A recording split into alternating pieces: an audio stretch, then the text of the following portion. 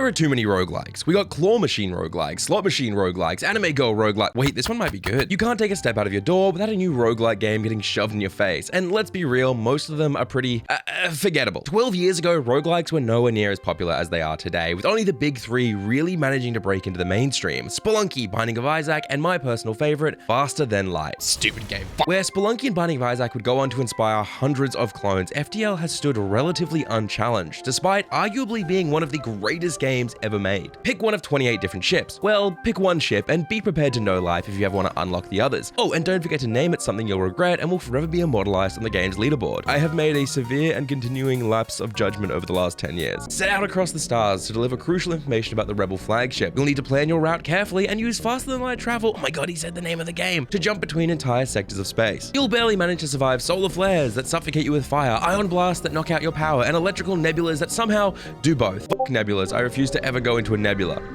Are you If that's not bad enough, you'll be faced with hundreds of moral choices, meet 8 different races, all with unique abilities, personalities, and behaviors, with hundreds of different ships, and most likely be forced to kill every single one of them. Oh, you don't want to kill them? That's okay, trust them then. Peacefully negotiate, see how that works out for you. No! With your naivety gone, along with their ship, it's time to collect your reward. Literal crap. I mean scrap, which you'll use to upgrade different ship systems. What will you pick? Maybe more shields, stronger weapons, faster engines. Bzzz. Sorry, you picked wrong. The enemy crew has boarded and you've been massacred in seconds. You should have upgraded doors. We don't need air on my ship. With what's left over, let's upgrade our shields and power them on. Oh, sorry, you forgot to upgrade your reactor and can't afford it now. That's okay, we can make it work.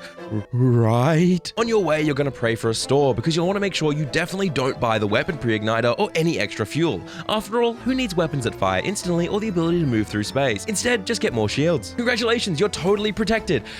And out of fuel. Better turn on your beacon and wait for help. Oh, that ominous red circle? Just ignore it. It's not the full weight of the rebel fleet coming to crush you and you specifically. Thankfully, a ship's here. I'm sure they're going to help. They're firing! It's a fight for survival. Power all weapons. What do you mean we have no power? Transfer power from oxygen. We don't need to breathe, and neither do they. Watch as your weapons charge aggressively slow while remembering that pre-igniter you definitely didn't need to buy, and cross your fingers your shields last. You can board me. I upgraded my doors, motherfucker. I can just open it all up. Wait, no! We didn't need him anyway. Focus on the job. We need to get their shields down. Quick, use a missile to penetrate right to their ship and follow with a barrage of lasers. Take this, you alien scum. Wait, I'm an alien. Don't focus too hard on them or else you won't notice your own ship is falling apart at the seams. You've lost power on everything. You're on fire and losing oxygen fast. Take your crew and repair, but pick carefully because you're still being blown apart. Oh fuck, what do I need to fix? No! And with that, you'll need to do it all again. Maybe this time you'll upgrade doors, buy that pre-igniter, or try a completely different playstyle to reach the final sector. You could try the Mantis ship and focus on boarding the enemy to kill their crew and destroy their systems by hand. An unmanned drone with no oxygen? Sure, get in there, boys. Wait, no, come back, my boys!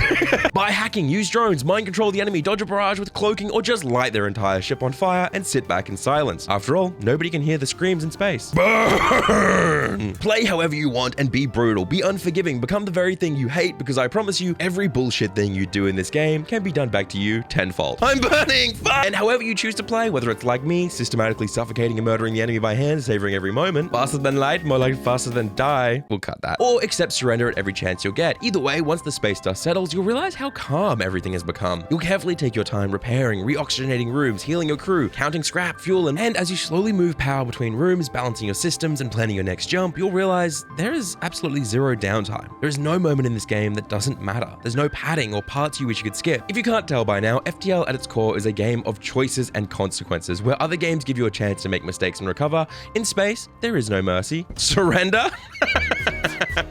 Die. After all, are they really war crimes if no one's around to talk about them? Hardcore fans and game reviewers since release have criticized the game's difficulty, saying events and quests are purely a coin toss, punishing you for simple RNG. They say you can never tell whether that's just a refueling station or secretly a pirate-controlled ambush. Oh shit, they fucking got me. Except that's not true. It feels that way at first, but as you learn about the world and the more you understand the universe, the more you'll realize never trust a mantis. After all, they'll always try board you or trick you. Whereas NG are logical, rarely lie, and love drones. Rockmen just kinda suck. You're so slow, holy fuck. Does knowing all of this mean the game won't turn around and punish you for one simple mistake? Of course not. But this unforgiving instant regret is what makes every run so fun. You're pulled between these quiet, eerily calm moments of exploration and preparation to suddenly fighting for your life as everything burns down around you, forced to think back across all the things you could have done differently. You discover a giant monolith on a rogue planet. A Zoltan hails you from the planet. You've discovered the Great Eye. Yeah, shit, I'll look into it.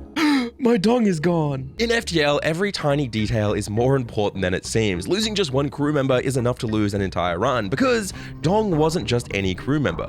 Sure, he was only human. He couldn't fight like a mantis, repair like an Engie, or power a reactor well enough to give the other crew members radiation poisoning, but he had survived hundreds of space battles. His piloting had leveled up as much as it could. Losing him means taking dozens of shots you would have otherwise avoided. Stop shooting me, damn it! My pilot doesn't know how to fly! But if you manage to survive all this bullshit and make it to the final sector, you're met with the culmination of every ship you've fought. A massive dreadnought with max shields that fires 3 missiles, 3 lasers, 3 ion blasts, a giant beam laser, all at once. Oh, and it can cloak while hacking any system of yours at once. Can't shoot me if I board your guns. And if you manage to survive all of that, you have to face 2 more phases with stronger shields, dozens of drones, and even boarding parties. Oh my god, this is such an easy win if I pull this off. But remember, this is FTL, a game where despite having the perfect run with absolutely 0 problems, you'll still lose on the final phase of the final boss, all because you forgot you couldn't board an enemy with Zoltan shields.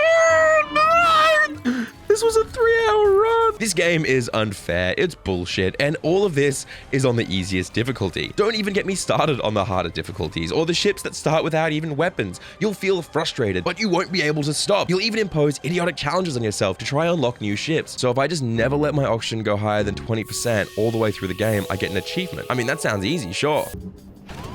I'm barely scratching the surface of FTL in this video. I just want to talk about one of my favorite games of all time. It's a game I've turned to on some of the worst days of my life, knowing the moment I hear those first few rhythmic beeps, I'll feel a tiny bit better.